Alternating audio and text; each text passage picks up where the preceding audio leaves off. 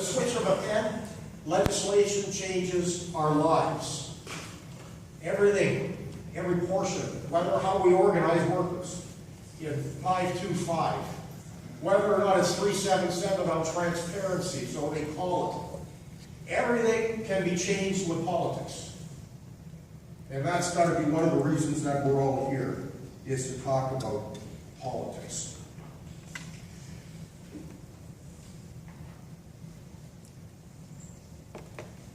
You know,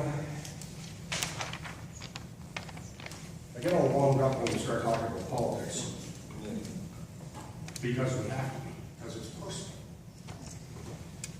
After I left the Coast Guard demonstration, I flew to Ottawa, because I had to appear, well, I didn't have to, excuse me, but I appeared before the Senate committee on 377. So you gotta know, us showing up to a Senate committee hearing on 377, which for those of you that don't know, is the anti-union bill, and it says we're not transparent enough. So I sat in this room with a bunch of conservative senators that were going to give me a speech on democracy and on transparency. Well, I had the best time of my life. Because a whole bunch of people from the House came too, because they figured that it would be a gong show, and I hope I didn't let them down. But can you imagine a conservative senator giving us a speech on transparency? So I said to him, first of all, I can't believe I'm getting a speech from an acquainted conservative senator on transparency. I said, so let's talk about transparency. Let's talk about the Senate hearings. Let's talk about Mike Duffy. Let's talk about the PMO's office that screwed with the audit. We want to talk about transparency. Let's talk about Michael Sona and the robocalls. Let's talk about, no, I've got the last one. Let's talk about Dean Del Maestro, the conservative member of Parliament at Peterborough for a while. So I started to go right through it. They're trying to stop, and I stopped. I'm having way too much fun. But anyway, that was fun. But what they're doing isn't. You can't take $36 billion out of health care by not renegotiating the health care accord and expect that our lives aren't going to change forever. Because they're going to change forever.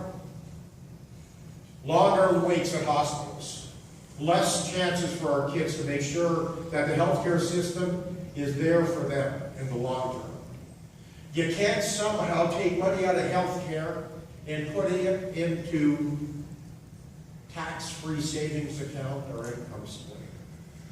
Because the income splitting plan will save them about $2 to $3 billion a year.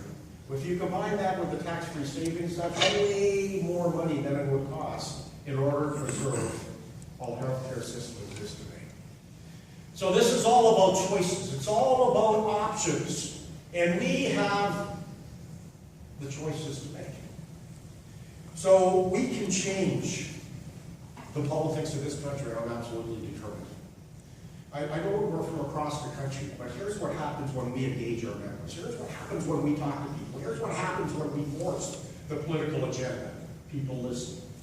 In the province of Ontario, we had Tim Hudak run, and I'm not going to spend very much time on Ontario, but the point that I'm trying to make is, because of engagement, the voter turnout was 4% higher.